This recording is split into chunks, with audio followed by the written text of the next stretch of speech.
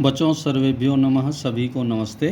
तो आइए इस वीडियो में हम सम्मिलित करते हैं हमारे पाठ द्वादशः पाठः के अभ्यास प्रश्नों को।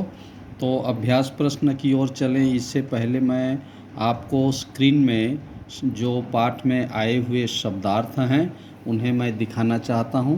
तो ये देखिए बच्चों, आपके स्क्रीन में जो पाठ में सम्मिलित या फिर आए हुए जो शब्दार्थ हैं वो दिखाई दे रहे हैं। तो आप इन्हें नोट करेंगे, कॉपी में नोट बनाएंगे और याद भी करेंगे। तो आइए बच्चों हम बढ़ते हैं अभ्यास प्रश्न की ओर। तो ये देखिए स्क्रीन में दिखाई दे रहा है कि पहला जो अभ्यास प्रश्न का पहला पॉइंट है वो हमें कह रहा है अधोलिखितानां प्रश्नानां उत्तराणि संस्कृत भाषायां लिखत। नीचे जो प्रश्न दिए हुए हैं उनके उत्तर हमें संस्कृत भाषा में लिखना है, देना है, लिखिए, ऐसा कहा जा रहा है। तो इसमें क, ख, ग, घ, अंग ये 5 प्रश्न हैं बच्चों। तो इन 5 प्रश्नों में देखिए हर प्रश्न में एक प्रश्नवाचक शब्द होता है। उन सभी प्रश्नों में से प्रश्नवाचक शब्द को मैंने अंडरलाइन किया हुआ है, रेखांकित किया हुआ है।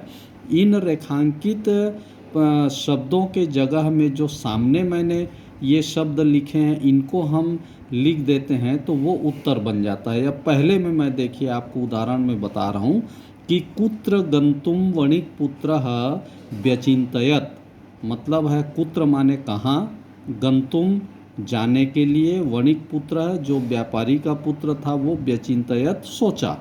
कहाँ जाने के लिए व्यापारी का पुत्र ने विचार किया, ऐसा है इसका जो प्रश्न है। तो यहाँ पर हम लिख देंगे कुत्र के जगह में देशांतरम, मतलब कि वो विदेश, देश से बाहर, तो वो कुत्र के स्थान में देशांतरम लिखेंगे तो ये इसका उत्तर बनेगा। तो इसी तरह से हम ख में भी ये किम के जगह में मूसकैर भक्षिता, यहाँ तीसरे में जो है कया के जगह में शीलया लिख देते हैं, और यहाँ पर किम के जगह में स्येन हृता लिख देते हैं। यहाँ कथम के जगह में तुला शिशु प्रदानेन ये लिख देते हैं। तो ये इन सभी प्रश्नों का उत्तर बन जाएगा। तो इस तरह से ये हमारे पहले पॉइंट के प्रश्नों के उत्तर हैं। अब आइए बढ़ते हैं हम दूसरे पॉइंट की ओर। दूसरे पॉइंट में देखिए बच्चों क्या कहा जा रहा है। इसमें कहा जा रहा है कि स्थूल पदानी अधिकृत्य प्रश्न निर्माणम कुरुत। स्थूल पदानी मतलब जो मोटे अक्षरों में या अंडरलाइन किए हुए हैं, इनको आधार मान करके हमें प्रश्न निर्माण, अर्थात इनके जगह में प्रश्नवाचक हमें शब्दों का प्रयोग करते हुए प्रश्न निर्माण करना है।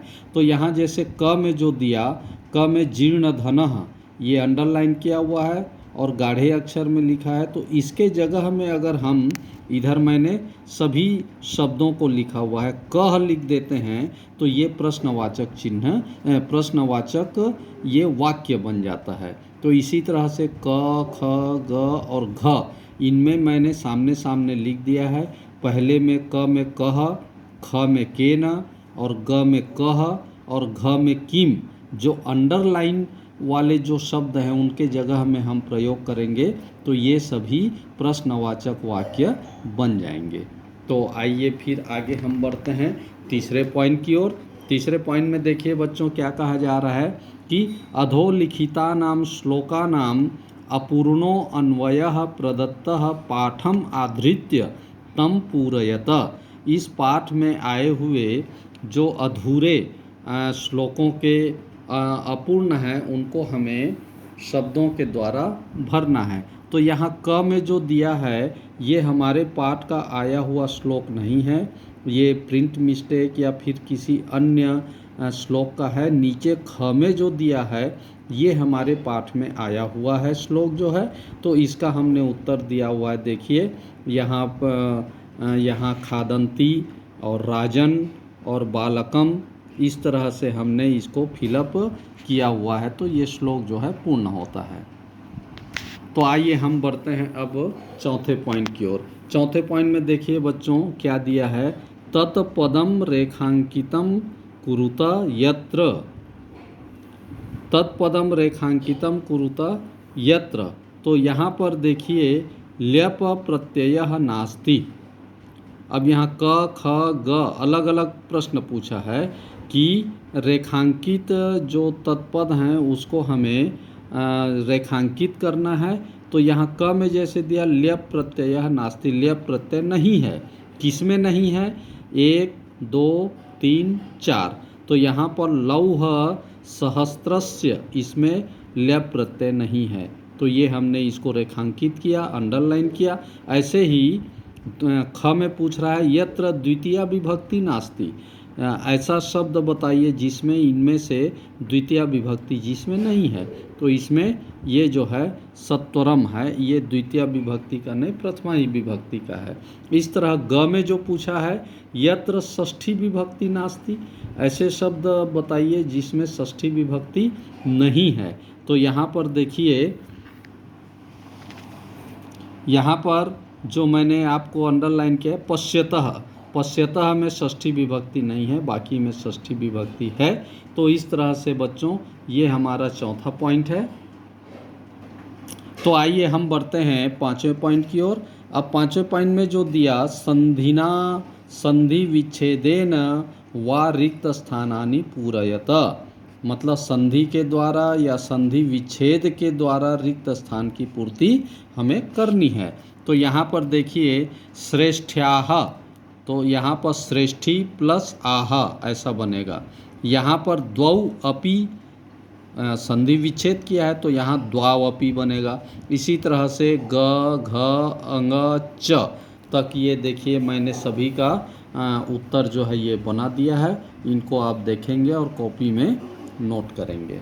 आइए अब बढ़ते हैं हम छठवें पॉइंट की ओर। देखिए बच्चों छठवें पॉइंट में क्या दिया, समस्त पदम विग्रहम वा लिखत, मतलब है या तो सामासिक पद लिखना है या समास विग्रह करना है। तो यहाँ पर विग्रह लिखा है, यहाँ पर समस्त पदम लिखा है। तो आइए क ख ग और घ में जो दिया है उसको यहाँ मैंने स्नानस्य उपकरणम स्नानोपकरणम ये समस्त पद है। यहाँ गुरोः गुहायाम गिरि गुहायाम ऐसा दिया है, गिरोः गुहायाम गिरि गुहायाम, धर्मस्य अधिकारी धर्माधिकारी, विभवेन हीनः विभवहीनः। तो इस तरह से ये हमारा छठवां पॉइंट और अंतिम पॉइंट था बच्चों। तो इस तरह ये हमारा द्वादशः पाठः के सभी अभ्यास प्रश्न हैं। तो आशा है आप सभी को ये सभी अभ्यास प्रश्न समझ आए होंगे। इसे कॉपी में नोट करेंगे और याद भी करेंगे। धन्यवाद।